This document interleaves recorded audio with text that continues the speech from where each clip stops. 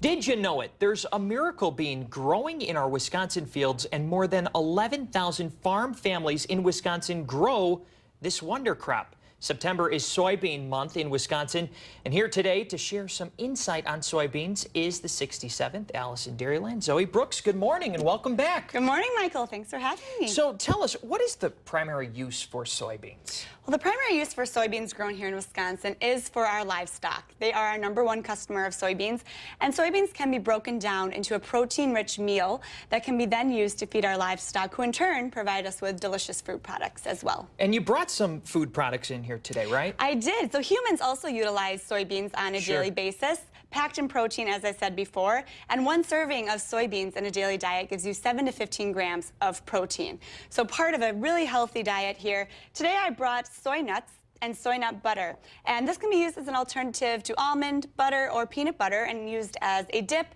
or a spread on sandwiches or toast. So what it consists of is soy nuts here, soybean oil, a little salt and water, blend that up, and it's a great, quick, healthy snack as well.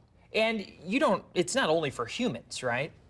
Yeah, yep. Soybeans can be used for animals, humans, food for them as well. But also, soybeans can be used for candles, crayons, plastics, even ink. And 90% of the daily newspapers here in the U.S. actually use soybean ink. Really? It's a fun use for it as well. Tell us what this is here.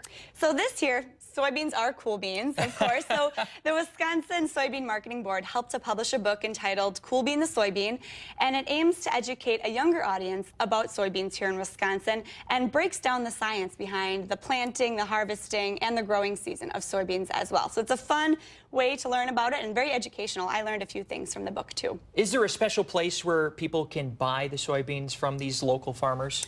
Yes. Well, actually, soybeans, most of them actually go overseas here in Wisconsin. About 2 out of every 3 rows are sent overseas to other countries for soybeans.